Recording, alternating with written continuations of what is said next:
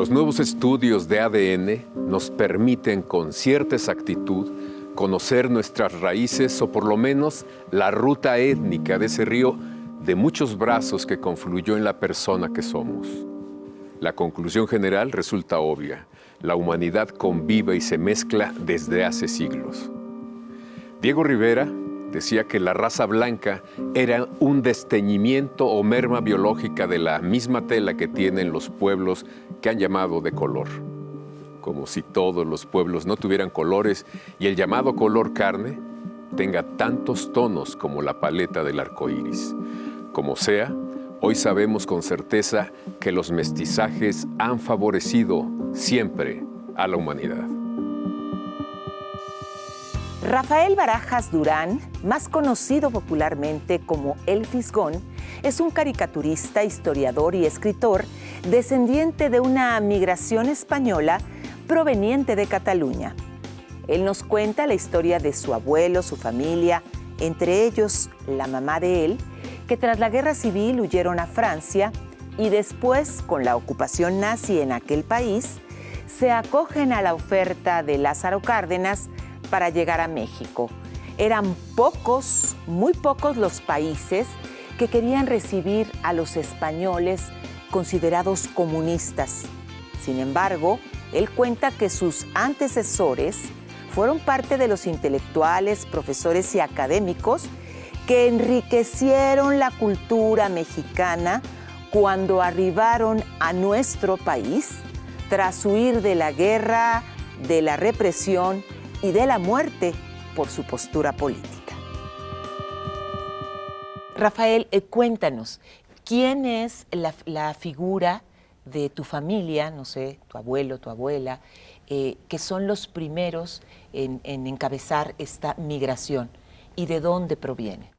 Bueno, mi abuelo era catalán, mi madre también nació en Cataluña y toda mi familia, mi abuelo, su esposa, sus 3 hijos, vienen a México a raíz de la Guerra Civil Española. Ellos son refugiados españoles. Ellos vienen a México tras la toma de los franquistas de Cataluña. Cuando ellos toman Barcelona, pues ellos ya estaban, ya estaban en el exilio en Francia.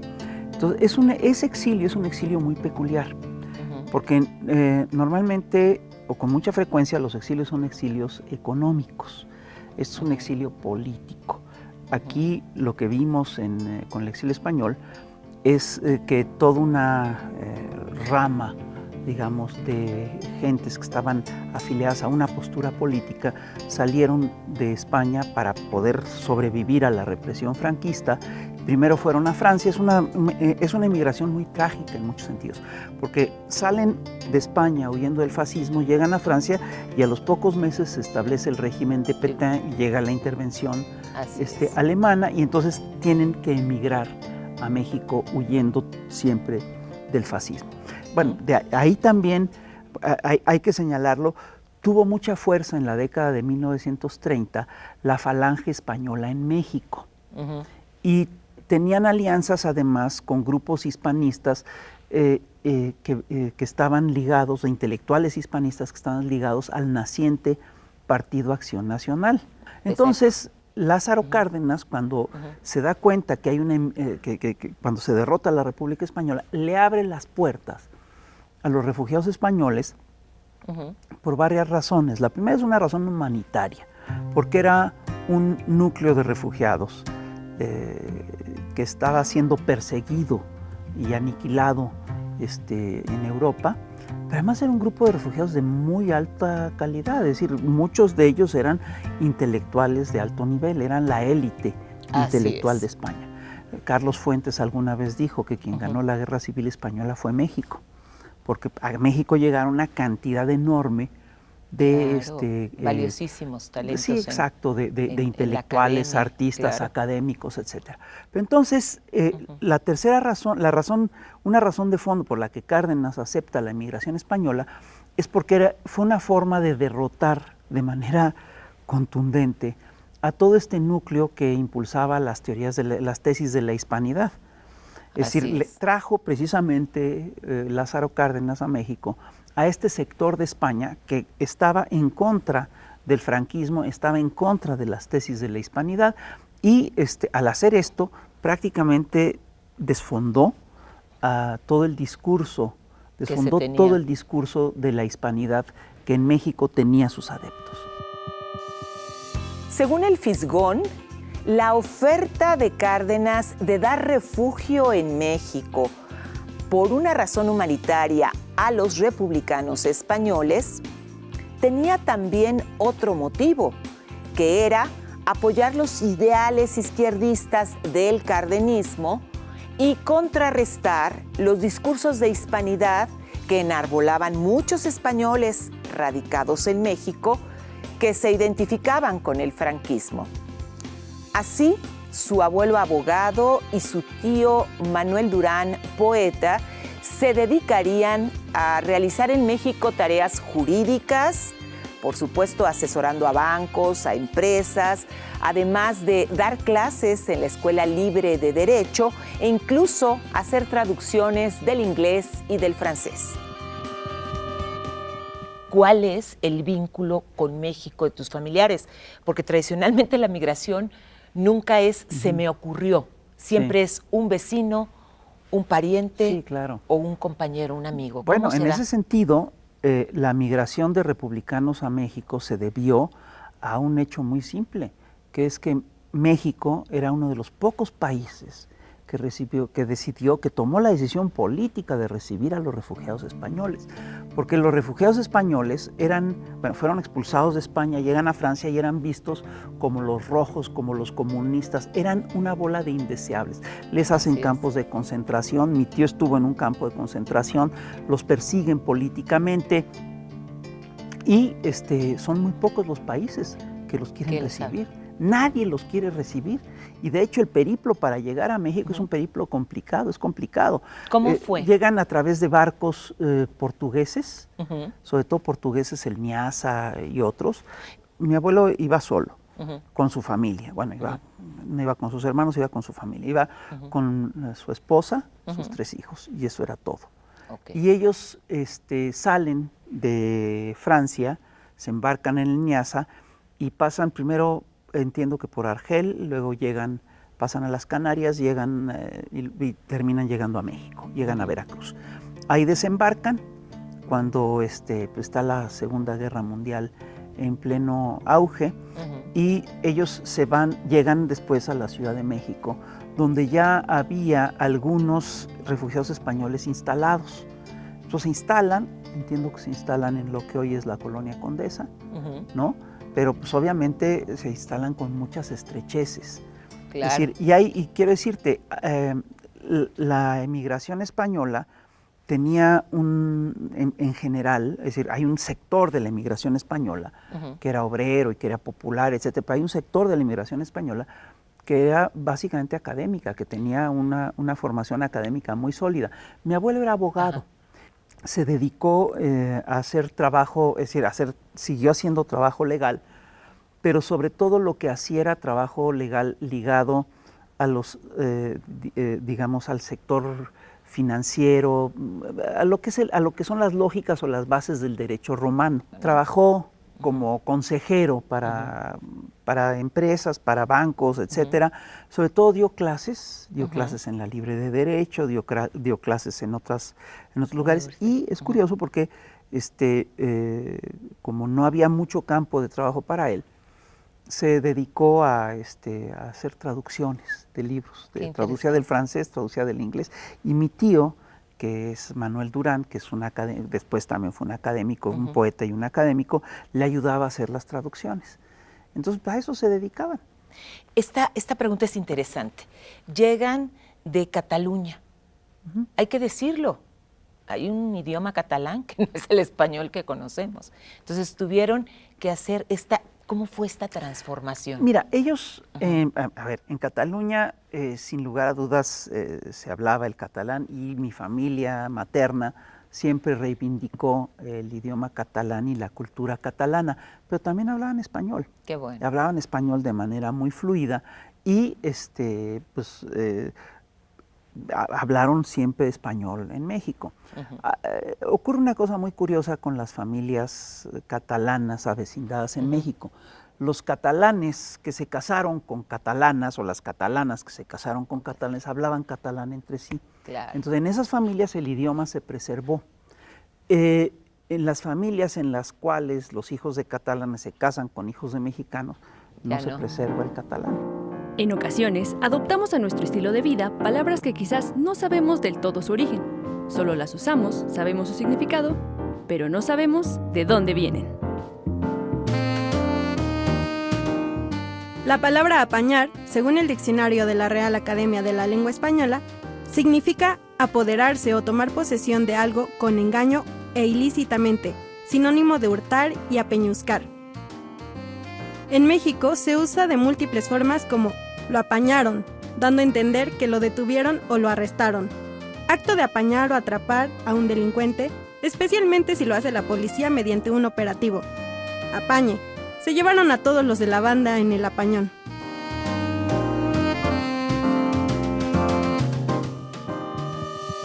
Rafael Barajas el Fisgón cuenta que una vez asentados en México, su madre y sus tíos terminarían estudiando en el Liceo Franco-Mexicano. Aunque conservaron la tradición de hablar en catalán estando en casa y sobre todo durante las comidas familiares de cada jueves, en las que compartían una especie de paella o los hongos catalanes, siempre combinados con platillos comunes de la comida mexicana. En las sobremesas, el Fisgón recuerda que era muy común hablar de política, de libros, de autores y también de la enorme gratitud que la familia tenía al presidente Cárdenas y al embajador Gilberto Bosques Niebla, quienes les salvaron de una muerte segura. ¿Cuáles eran esas cosas que tu familia conservó de su cultura?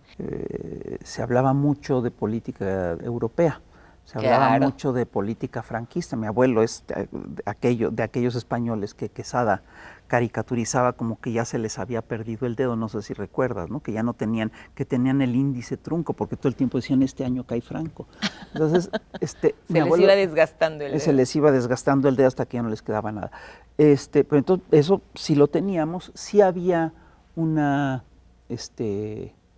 digamos, una cultura política antifranquista y antifascista muy clara. Claro. Y es curioso, pero eso embonó perfectamente con México, porque México también andaba en esas historias, ¿no? De venir de un país en guerra, de la carestía, de repente ver la abundancia en los mercados, la fruta, el colorido, todo esto. ¿Qué era lo que les llamaba la atención, recuerdas?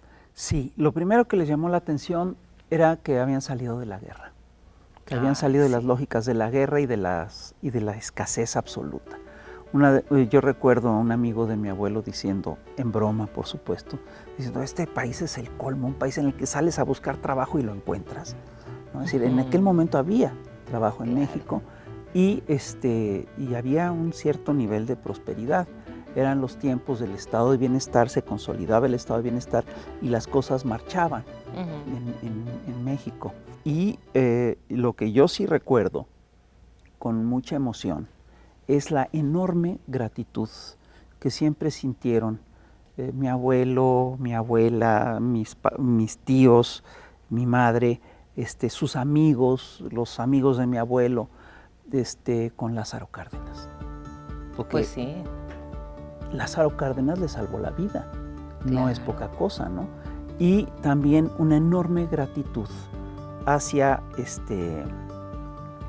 Gilberto Bosques. Gilberto Bosques Niebla, sin duda, un gran actor. Tenían una enorme gratitud por México. Todas esas emigraciones europeas que vinieron huyendo del fascismo se entregaron al país. Es decir, siempre tuvieron una deuda de gratitud importantísima con México. Y siempre buscaron, además, retribuirle al país. El Fisgón explica que, a diferencia de lo que sucedió con otras familias, su madre ya nunca se planteó regresar a España, pues como una niña creció según las tradiciones mexicanas. Aunque cantaba canciones de cuna catalanas y mexicanas, y además se casó con su padre, un hombre mexicano nacido en Tacuba y quien ascendió socialmente mediante la educación pública en nuestro país. Destaca que en un primer momento los círculos españoles radicados en México, de asturianos, gallegos y otras regiones, no fueron abiertos para recibir a los republicanos, porque estas comunidades eran muy conservadoras, pero con el paso del tiempo terminaron por integrarlos. Fíjate, es curioso porque mi madre llegó muy joven a México. Creo que tendría 11, 12 años cuando llega a México. Entonces, pues ya no se le... Hizo toda su vida aquí. Nunca se planteó regresar.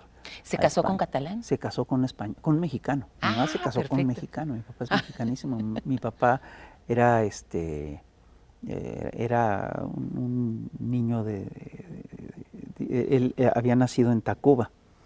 Okay. Entonces, y mi padre fue de las gentes que pudieron ascender socialmente gracias a la escuela, el a la progreso educación social que ofrecía la escuela. Que se dio en tiempos de Cárdenas, que fue un ejercicio muy importante de incorporar al grueso de la población a un sistema educativo eficaz. Algo interesante del lenguaje, no sé, catalán, que recuerdes, que de repente tenían una forma para expresar algo, no sé, o finalmente español, así como el dedo que decías que ponía tu abuelo. Sí.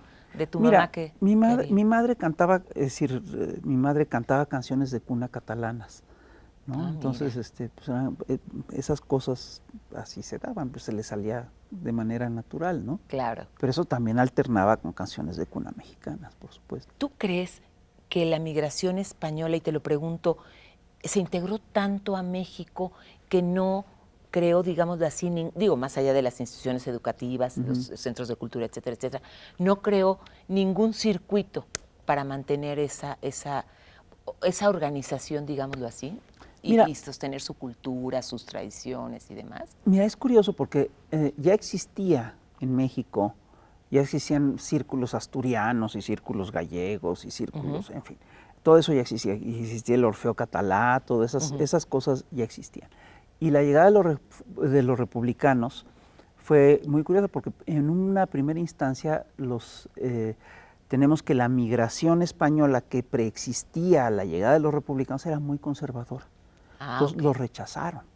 Entonces, hubo discriminación. En una primera instancia los rechazaban. Y después los aceptaron. Sobre todo, por ejemplo, entiendo yo, esto no te lo... este es un rumor que corría en el medio, ¿no? Que, por ejemplo, los grupos asturianos recibieron bien a los refugiados españoles.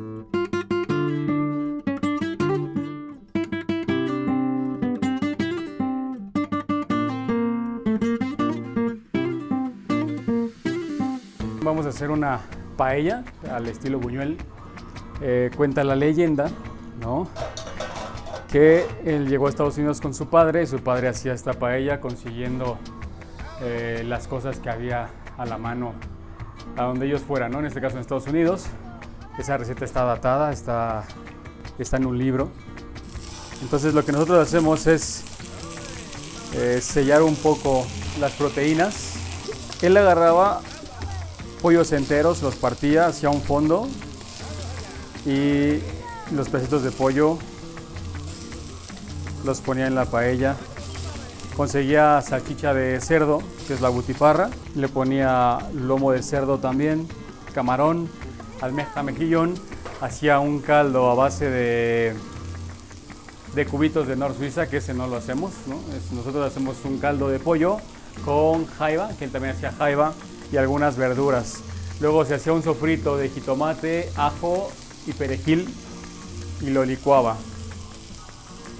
Es como una tipo sarripeta, lo que se conoce en España, que es un sofrito para el arroz. Y nosotros incluimos un poquito de pimientos conseguía él alcachofa de lata y nosotros también le ponemos alcachofa, corazones de alcachofa. El camarón se sella y se saca para que no quede seco. Entonces esta es la paella más parecida, yo creo, que a la paella mixta que se hace aquí en México, que le ponen hasta salchicha de la coctelera, se puede decir, de la pequeñita. Ahí ya como que la gente lo cambió, pero no, es salchicha de cerdo hecha en casa, también la hacemos aquí en Pelayo. Voy a sacar el camarón. Ahora lo que toca es poner el sofrito, un sofrito que hacemos de pimientos también nosotros. La cabeza la dejamos para que le dé sabor a nuestro arroz. Vamos a agregar nuestro arroz, lo vamos a sofreír un poquito para que nacare y nos aguante un poquito más. Ya que nacaramos el arroz, vamos a agregar el caldo. Nosotros utilizamos aproximadamente 350 mililitros de caldo por 100 gramos de arroz. Nosotros lo que hacemos es tostar el azafrán, luego lo ponemos en agua y extraemos su color y su sabor. Y le ponemos solo un poquito.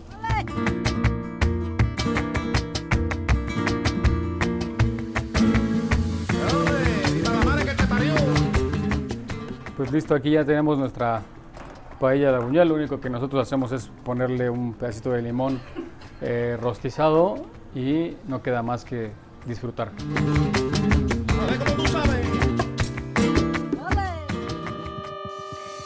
Para Rafael Barajas el Fisgón, las migraciones de hoy en día son sumamente violentas y diferentes a aquellas que se caracterizaron de los siglos XIX y XX en México, porque nunca antes había habido tantas migraciones masivas y ese conjunto de personas obligadas a salir, lo que según él atiende a un modelo económico depredador que, hay que decir, genera violencia en los lugares de origen de donde son estos migrantes y finalmente persecución y violencia contra los migrantes en los países de destino. Por ello, dice, debemos ser muy conscientes de cambiar nuestra forma de ver estos fenómenos y, sobre todo, fortalecer con apoyos las economías locales, así como preservar todos aquellos recursos naturales en las comunidades originarias. Hoy, en tiempos de gran intolerancia, de choques, de creencias sumamente extremas, ¿cuál es el gran aporte que crees tú que ofrecen las migraciones y sobre todo esta visión que tenemos que ampliar para ser más abiertos, ¿no? Con aquel que llega desposeído, ¿no? Mira, yo creo que las migraciones que estamos viviendo hoy son muy distintas a las que se vivieron a mediados del siglo pasado o en las primeras décadas del siglo XX. Estamos viviendo migraciones que son históricas. Es decir, nunca tanta gente había tenido que emigrar, nunca tanta gente había tenido que dejar sus casas y yo estoy convencido de que esto se debe esencialmente a que durante décadas se ha impulsado en todo el planeta un modelo económico depredador, un modelo económico que destruye las economías locales, que destruye ecosistemas enteros y que provoca que la gente tenga que emigrar masivamente. Y esto deriva además en una cosa que es muy importante, y es que las sociedades, es decir, estas migraciones no solamente afectan a los lugares de origen, sino también a los lugares de destino. Nos encontramos ahora con que, por ejemplo, se estima que en unos cuantos años en Francia ya la mayoría no va a ser católica, sino musulmana, derivado de estas migraciones masivas. Se estima que dentro de unos cuantos años también en Estados Unidos los WASPs van a dejar de ser la primera minoría. O van y en lugar de salsa catsup van a comer salsa ranchera y aguacate. Exacto, entonces guacamole. Yo sí creo que estas migraciones, las migraciones que estamos viviendo hoy en día, son migraciones muy violentas, son migraciones, bueno, no es que las migraciones sean violentas, los orígenes de las migraciones son una violencia económica muy grande, y eso, es decir, eso mismo después genera una estrategia de defensa, una voluntad de defensa, es decir, esta sociedad, es decir, hemos visto crecer a la ultraderecha, al chauvinismo francés, porque los franceses no quieren perder su identidad, no quieren que Francia deje de ser como ellos quieren, como fue la Francia de sus abuelos, y lo mismo ocurre en Estados Unidos. Claro. Pero aquí lo que estamos viendo son dos formas de violencia que confluyen o que tienen su mismo origen y que tienen efectos distintos sobre los pueblos. Es una violencia el saqueo y la depredación, y es otra violencia después la persecución de los migrantes. Porque la gente en realidad lo que hace es que se va persiguiendo su dinero. Bueno, pues no sé, ¿algo más que quieras agregar? Mira, sí, yo sí creo que mucha de la gente que llegó muchos de los españoles que venían de la academia y que trabajaban en México, hicieran trabajo para México, le dedican un capítulo de su obra a México. Y mucha de la gente que viene, muchos de los hijos de estos refugiados, pues nos incorporamos a la vida mexicana como si fuera de lo más normal y de lo más natural del mundo. Siempre hemos sido mexicanos. Así es. Somos mexicanos que además venimos de una herencia de gratitud con Cárdenas. Qué bueno, pues sí, así debe ser, Pues ¿no? sí. Pues muchísimas gracias por Gracias estos a ti. minutos. Continuamos.